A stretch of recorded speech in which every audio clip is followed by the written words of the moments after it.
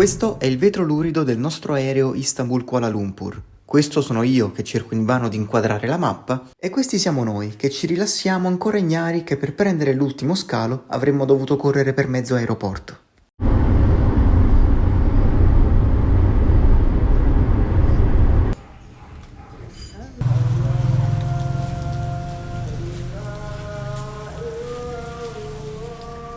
Andiamo a farci questo giretto in bicicletta. Ci esercitiamo da subito con la guida a sinistra.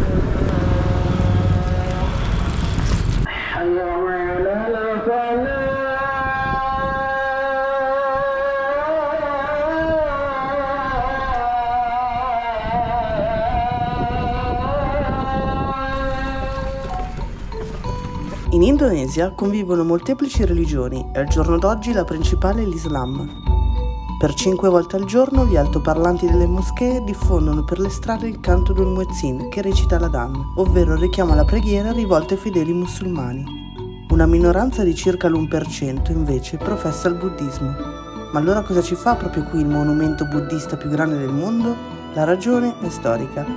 A partire dal IV secolo l'Indonesia entra nelle rotte commerciali di Cina ed India e inizia a riceverne le influenze anche sul piano culturale.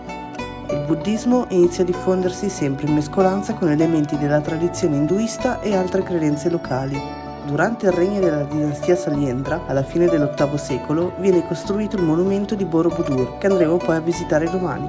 Da questo momento inizia l'ascesa dell'Islam, che di fatto diventa la religione più diffusa.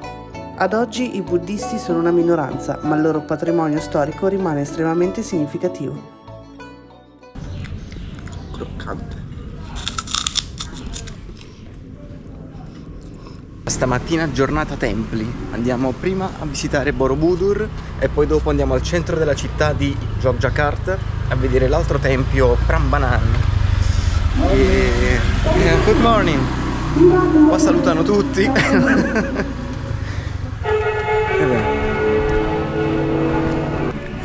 che cos'è che stavano ballando lì? Good morning ladies and gentlemen, welcome to Borobudur Temple.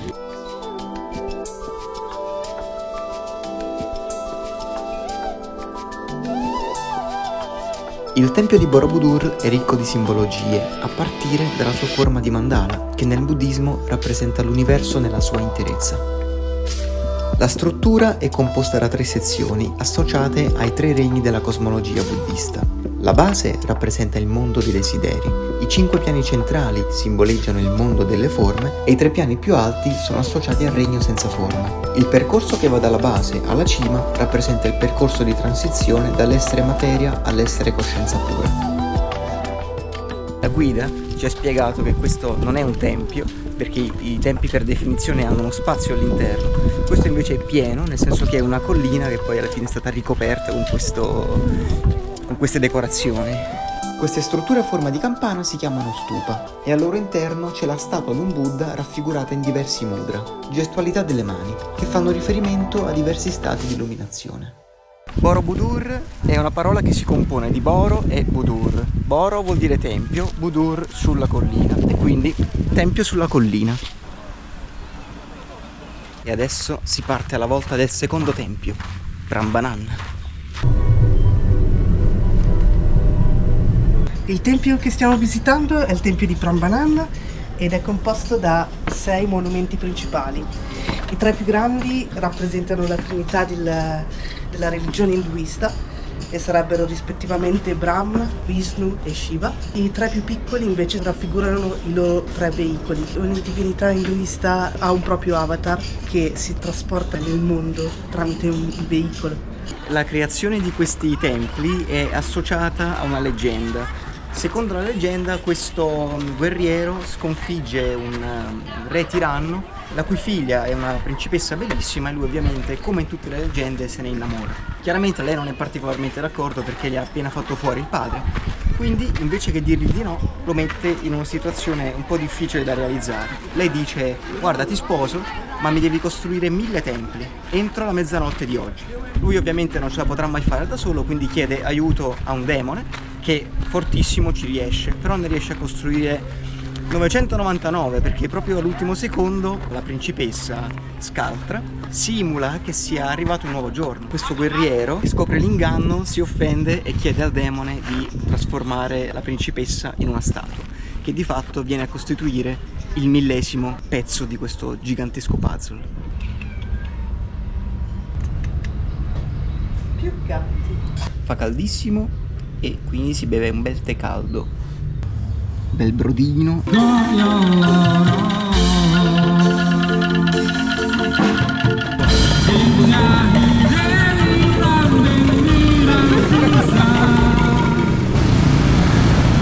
Andiamo a cercare un po' di buona fortuna. La buona fortuna è in mezzo a quei due alberi. Se riesci a passarci in mezzo senza deviare, buona fortuna, ciao! Ciao.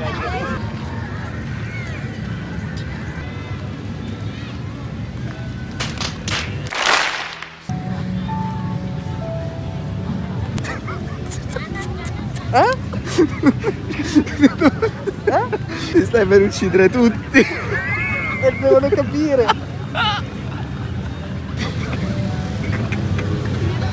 Sorridi. Vai, scopriti la faccia, dai!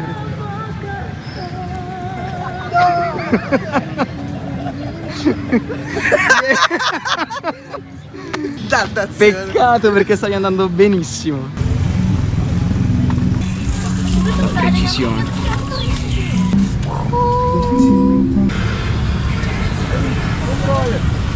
Cos'altro hai preso, Giulia? Non lo so. Adesso andiamo a prendere il nostro taxi. Il tizio ci ha aspettato tutto il tempo, di sua spontanea volontà ovviamente, perché sapeva che avrebbe avuto dei clienti certi. Eccolo lì. Ecco qua. Grazie. No, no, Malioboro. Malioboro. Andiamo.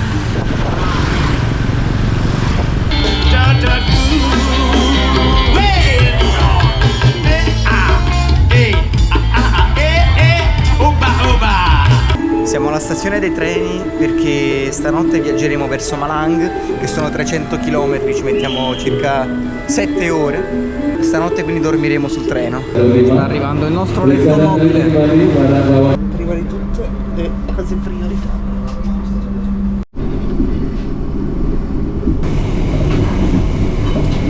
Adesso freschi come delle roselline, ce ne andiamo un po' in giro. Comunque, visto che qui il traffico è un vero incubo e la disoccupazione è anche molto alta, praticamente oltre a esistere il parcheggiatore abusivo c'è anche il vigile abusivo. Io infatti non capivo come funzionasse, perché alcuni lo ignorano e altri no. L'ho capito quando a un certo punto il nostro tassista gli ha allungato una banconota e gliel'ha infilata in mano e non stavo capendo. Vabbè, fare di necessità virtù mi sembra che sia il forte di questa gente. Queste sarebbero una specie di favelas colorate. Che grazioso quartiere! Ma sono in bassi fondi, il governo li ha solo colorati per non spaventare i turisti. Con me funziona. Giulia pensa che sia cibo per galline. Io invece penso che sarà il cibo che ci troveremo stasera sul piatto. Che schifo. È gigante, amo. Oggi abbiamo fatto un giretto a casaccio. In realtà Malang è una città solo di passaggio per noi, come poi vedremo domani. Ok, sono le 4:30 del mattino e stiamo aspettando la nostra guida che ci porterà a visitare le cascate. Come si chiamano quelle cascate, Giulia? Tumpakseu. Per il panorama bisogna lavorare un po' di fantasia. Stiamo scendendo verso le cascate.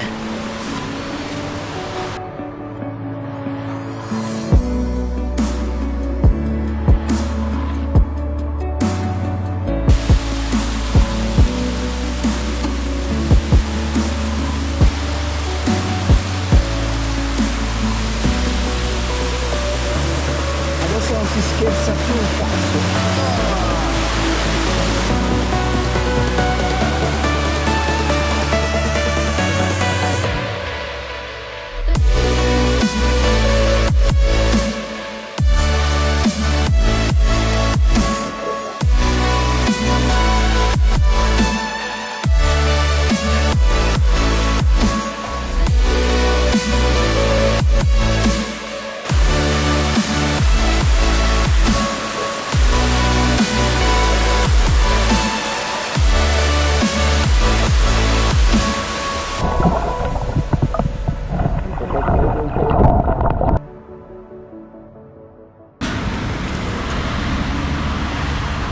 una pastella di ceci con delle storie sopra. Siamo al secondo giorno della nostra escursione, sono le 10 e tra 2 ore passerà un driver a prenderci per portarci verso il Monte Bromo.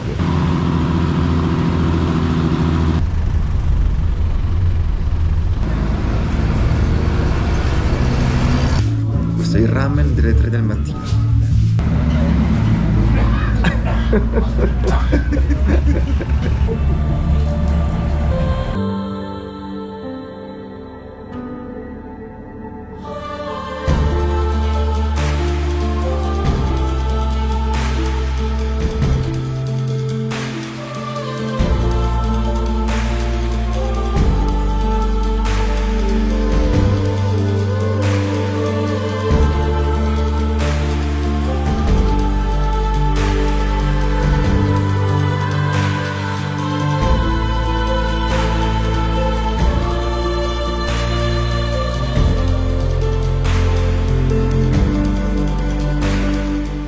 Va bene ragazzi, il vulcano attivo che dovevamo visitare è fin troppo attivo e quindi fino al cratere non ci siamo potuti andare. Per colmare questa mancanza ci hanno portato a vedere il desktop indonesiano.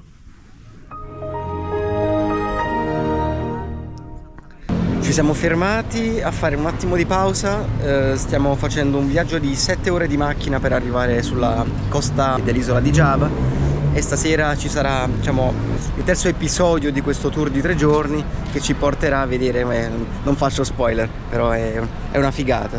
Altre 4 ore di macchina per arrivare.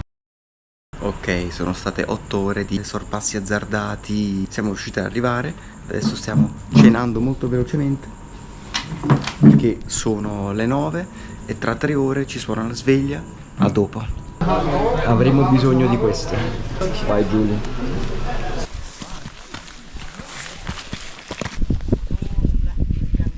Siamo nel cratere del vulcano Ijen, stiamo indossando queste mascherine per proteggerci dai fumi dello zolfo e qui lì in fondo si possono vedere le famose fiamme blu, che è il motivo per cui sono tutti quanti qui. Abbiamo anche perso il nostro gruppo, ma questa è un'altra storia.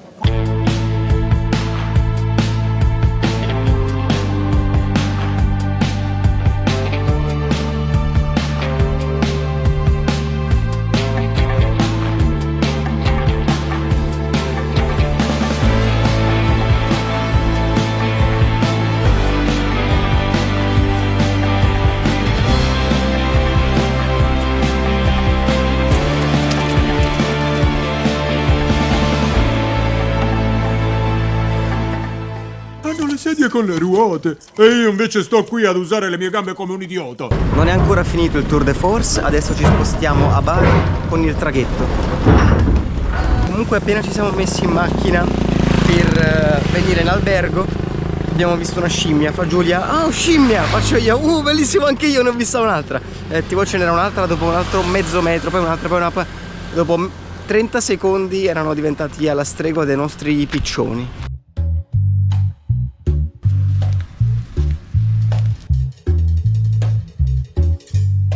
Siamo a Bali e adesso andiamo al nostro albergo.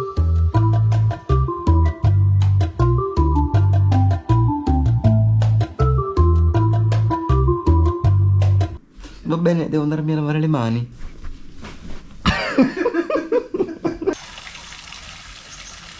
Che dura la vita.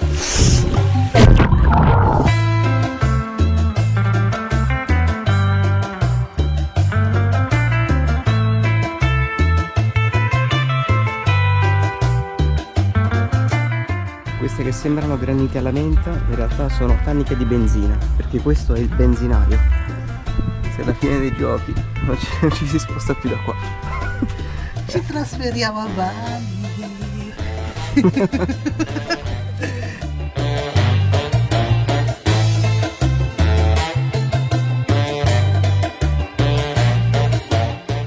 Comunque, come era ovvio aspettarsi, ho letto che l'Indonesia è uno dei paesi con il maggiore utilizzo di motorini.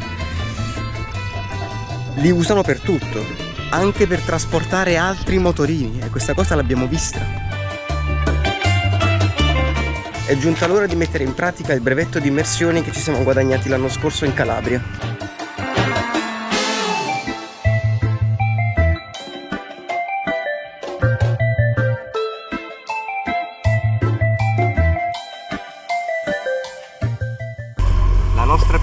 immersione la facciamo su questa isoletta che è poco distante da Bali.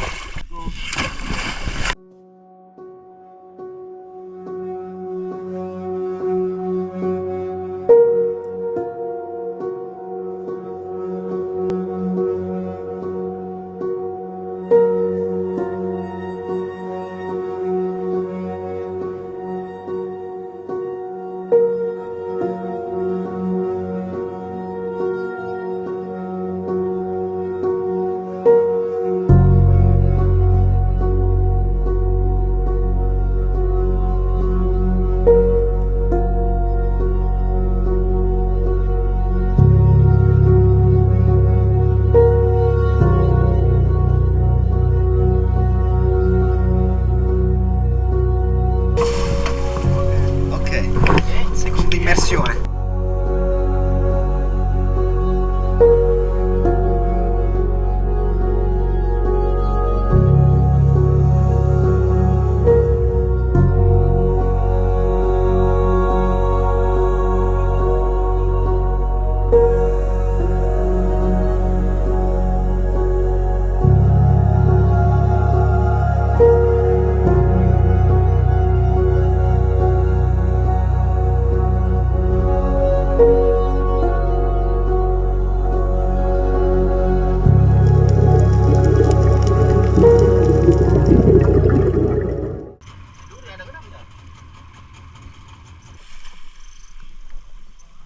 Oh, qua la patente la danno proprio a tutti.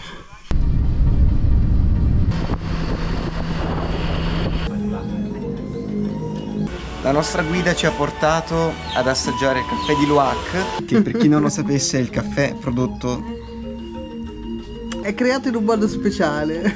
Un processo di fermentazione molto particolare. E qui è dove il caffè viene prodotto. Siamo pronti? Ma sarà bollente. Non accampare scuse. Adesso, per vendicarci con i nostri amici, abbiamo comprato anche noi. Dobbiamo provare anche gli altri. Oggi siamo diretti a Ubud, che sarà il nostro soggiorno per i prossimi 3 giorni, e abbiamo fatto alcune tappe lungo il percorso. Abbiamo trovato questo tempio sul lago, che è molto carino.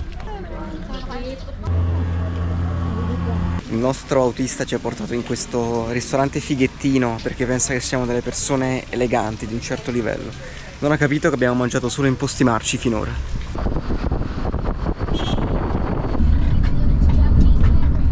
Siamo arrivati alla nostra camera di Ubud e adesso ci facciamo un giretto.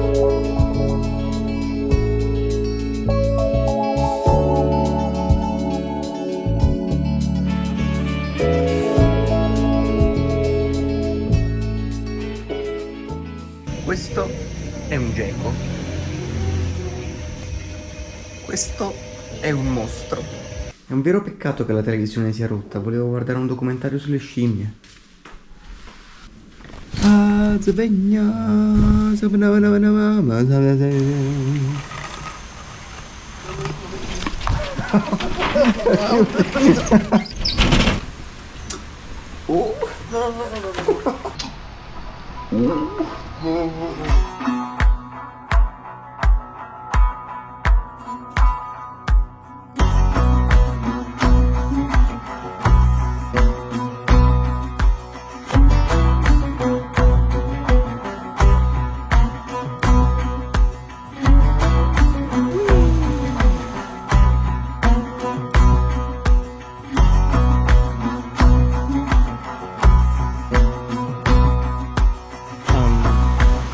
Vorrei passare.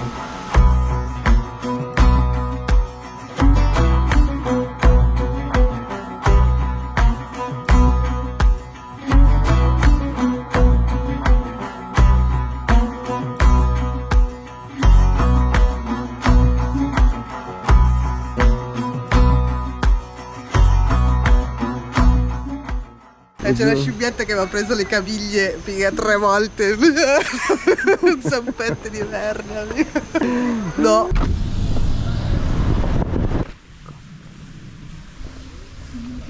Siamo a Goa Gaja, che è una sorta di tempio. Ci hanno fatto indossare il sarong che serve a coprire le gambe le nostre gambe sacrileghe. Quando dicono vai lasciare una donna sola perché fa troppo shopping, beh, in questo caso è l'opposto, ragazzi.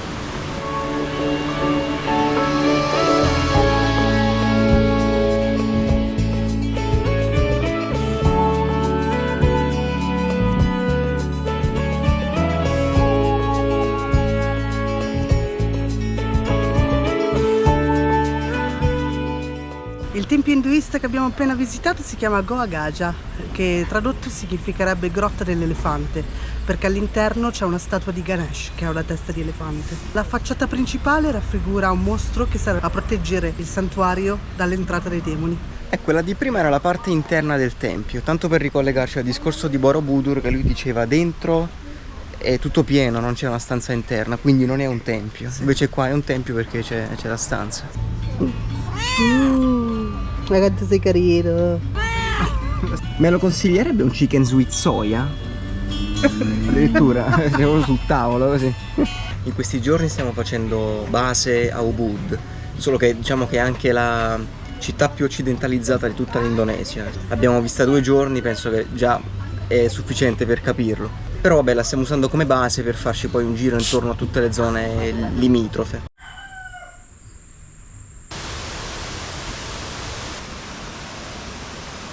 Oggi giornata all'insegna della spiritualità. Siamo prima passati al tempio. Tirtha Temple. Consisteva in una vasca con prima 10 fontane in cui bisognava bagnarsi la testa per la purificazione del corpo. Dopodiché ce n'erano altre 2 per la purificazione del karma e poi una sola per una benedizione per il futuro, insomma. Ora ci siamo fermati qui alle risaie Tegalalang, giusto perché sono di passaggio, e dopo andremo in un altro posto che si chiama Piramide del Chi, dove faremo una sorta di meditazione e bagno di suono. Vediamo un pochino. Siamo molto open-minded. Esatto. Siamo tornati nel nostro albergo. Questa è la nostra ultima sera a Ubud, domani poi ci spostiamo a Uluwatu per farci gli ultimi 2 giorni di vacanza. Stanza di Uluwatu. Siamo appena arrivati. È la nostra ultima stanzina, amore.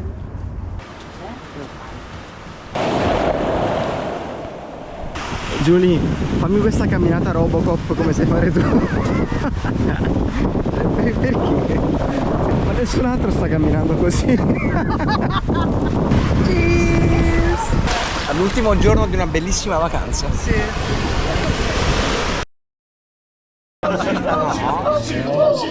Aspetta, fermi un attimo.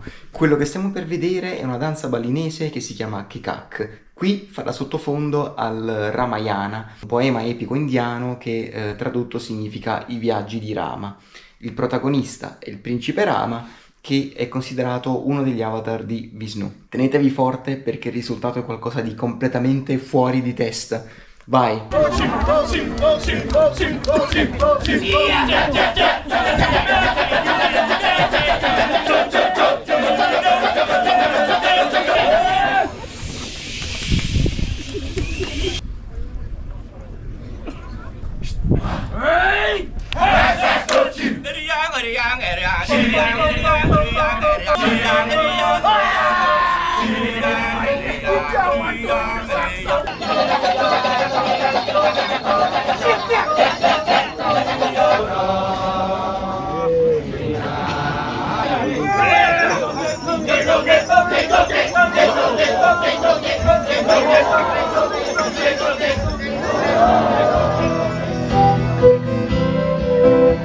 One day it all will change, street people the same. Stop with the violence, done with the hate. One day we all be free and proud to be under the same sun. Sing song of freedom like one day.